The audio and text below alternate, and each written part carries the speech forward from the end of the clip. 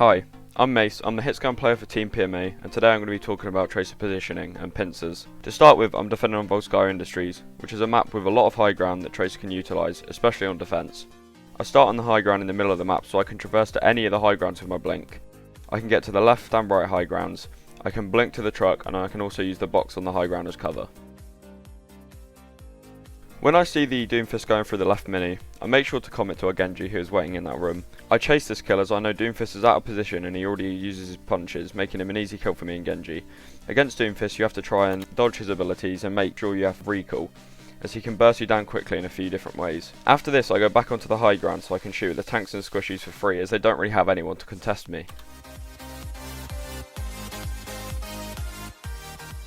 The next player is a highlight of how important using high ground is. I start poking the Rhine from a different angle. My team's front line is applying pressure to the Rhine from the front, so being able to pinch the Rhine forces him to move back, giving my own tanks more space. I then blink over to the truck as I see my Genji fighting as Zenyatta, who could be an easy kill if he doesn't get peel. However, I get poked out by the soldier, he gets me to low health. So I recall back onto the original high ground, which is still an advantageous position for me. However, I see here that the Zen is out of line of sight of his Ana, and I've already put him under 100 HP, so I see that he's an easy blink and kill. I then make my way towards the Mega, as I know I can't go back through the choke as I don't have recall or many blinks. One of the most important things as Tracer is also knowing where all the health packs on every map are positioned. More often than not you won't be getting healing from your team if you're in the enemy's backline or taking an off angle, so utilising health packs is extremely important. As I go back to the Mega, I hear the Doomfist coming out from spawn. He should be an easy kill as he initially uses his slam and uppercut. So when 1v1 in a Doomfist you need to make sure you have at least 2 blinks and recall to make sure you can dodge his punch and slam. If you get caught in an uppercut you can always recall. Even if you have your resources, it's worth trying to avoid all of his abilities as he will gain shields for each ability he lands, so he's harder to kill. I managed to get the Doomfist to less than half HP before he even knows I'm there, so he panics, uses all 3 abilities, and when he tries to slam uppercut me I recall and finish him off. Unluckily, we lose point A from here because our Rhine and Genji overextend. Even though it's a 4v4, we lose because the enemy Rhine has freedom to move wherever he wants due to our Rhine dying. Moving on to point B, I start by defending on a high ground again where I can't really be contested. They don't have any heroes with high mobility, so I can keep abusing this high ground to pin to the backline and to keep applying pressure to the tanks.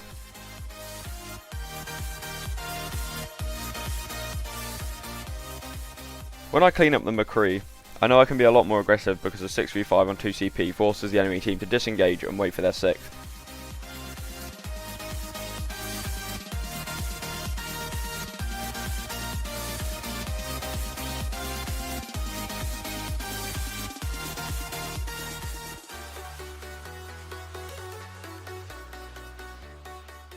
The soldier then switches to Widow and I move back towards my team to the next choke so I can't easily be shot by the Widow. When taking off angles against Widow, you want to be aware where she is in correlation to her team at all times so you know when you can engage. As the other team uses ults to push, I make sure to con with our Zarya to pulse bomb Grav. The enemy Zarya dies, so it means we still have a chance of defending even if we lose most of our team due to our close spawns.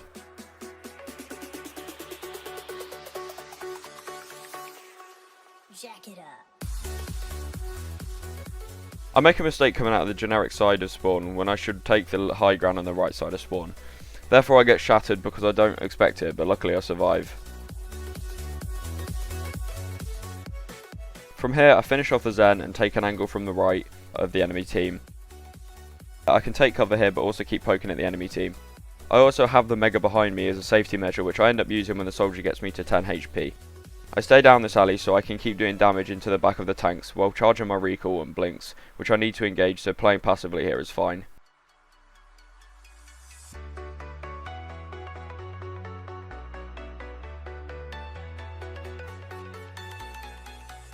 Having my blinks there allows me to blink just as I get flashed by the McCree so he can't hit a headshot on me. I then recall and the McCree gets killed as he goes out of position to try and kill me. The fight is cleaned up from here and then I set up on the high ground again. The Widow tries to take the high ground and I blink towards her and get her low, but I thought she was going to drop down off the stairs, so I blinked through the mini in case I had taken damage, but she stayed on the high ground so I couldn't finish off the kill. I keep harassing the Widow from the high ground as she can't focus on taking shots at my team, but instead has to keep worrying about me pincering her from the side.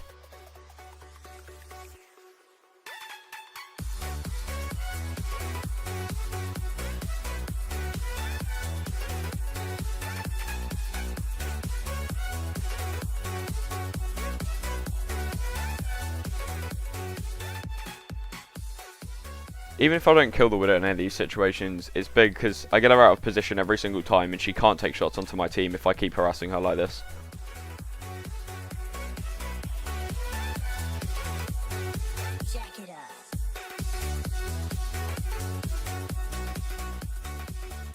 So as my Zarya's already used Grav, I decide to flank to try and stick the Ana this fight. I go for the Blink plus Pulse plus Blink combo.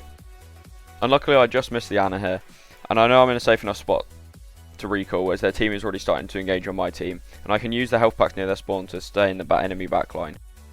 The enemy Widow is now on Tracer, which is probably because I forced her onto it, as she hasn't been able to do anything on Widow because I've always been basically biting her ankles from the side. She can now try to contest me. However here, I hear her underneath me and I managed to one-clip her as she wasn't expecting it.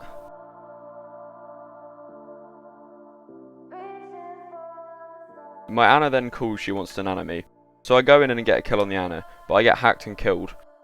The rest of my team died because we were all overextended and I think we got a little bit cocky. From here, then we managed to win as the other team had a solo heal Ana at this point and she was already dead, so our close spawns won us the round and we managed to full hold second point. As Tracer, you should make sure you're always aware. Knowing where to position and where you can blink to is key. As Tracer, you should make sure you're always aware. Knowing where to position and where you can blink to is key, and high ground is your best friend. Hey guys, hope you all enjoyed this Tracer guide from Coach Mace. If you want to see more guides like this one, head over to GameLeap.com to master your favourite heroes. Hit the link in the description or at the end of this video for a 25% discount. Thank you so much for watching, and we hope to see you all in the next one.